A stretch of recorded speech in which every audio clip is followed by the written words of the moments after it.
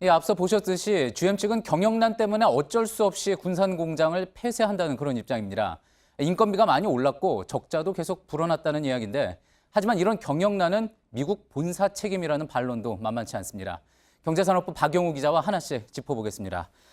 박용우 기자, 우선 한국 GM의 적자 규모는 지금 어느 정도 됩니까?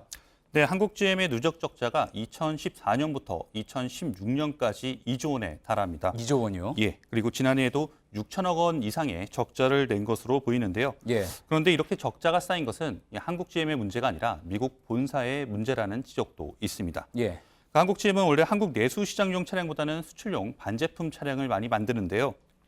그런데 본사가 글로벌 생산 전략을 짜면서 한국 GM의 수출이 잘 될 만한 차를 배정하지 않았다는 겁니다. 예. 또 특히 이번에 폐쇄 결정을 한 군산 공장의 경우에는 주로 유럽 수출용 물량을 많이 생산을 하는 곳인데 본사가 유럽에서 이 쉐보레 브랜드를 철수하면서 공장 가동률이 20%대까지 떨어졌습니다.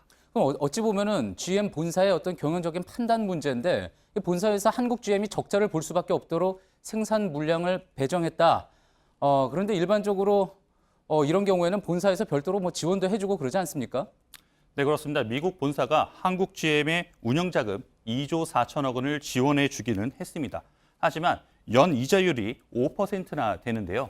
2016년까지 4년간 한국 GM이 낸 이자만 4,620억 원에 달합니다. 2조 4천억 원 빌려준 돈에 대해서 5% 이자를 계속 가져갔다 이런 이야기군요. 네, 그렇습니다. 예. 이렇다 보니 미국은 상당히 계속해서 저금리였는데 GM 본사가 한국에 돈을 빌려주고 이자 수익을 톡톡히 챙긴 게 아니냐는 지적도 나옵니다. 예.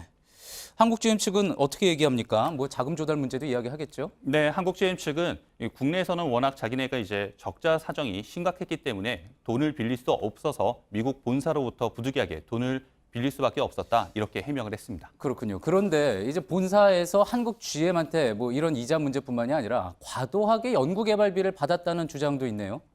네, 맞습니다. 2016년 기준으로 한국 GM이 연구개발비로 낸 돈이 6,140억 원에 달합니다. 예. 그런데 그해 영업 손실이 이보다 약 920억 원 적은 5,220억 원이었거든요.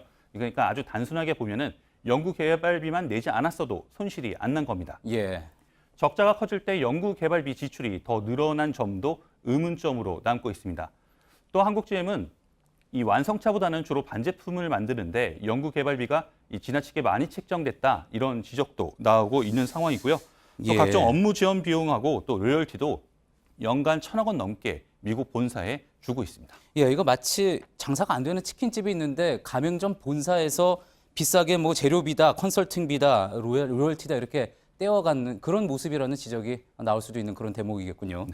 자, 그런데 이런 지적들이 계속 나오니까 우리 정부도 자금 지원을 하려면 한국 GM을 우선 투명하게 실사를 할 필요가 있다. 이렇게 이야기한 것 같네요. 맞습니다. 지금까지 한국 GM은 실사에 상당히 비협조적이었습니다. 산업은행이 지난해 3월 한국 GM에 116개의 자료를 신청을 했는데요. 왜 대규모 손실이 났는지 파악하기 위해서였습니다. 예. 하지만 이 한국 GM이 제출한 자료는 단 6건에 불과했고요. 예. 이런 한국 GM이 우리 정부의 지원을 받으려면 이런 의혹들부터 해소해야 한다. 이런 목소리가 나오고 있습니다. 알겠습니다. 지금까지 경제산업부 박영우 기자였습니다.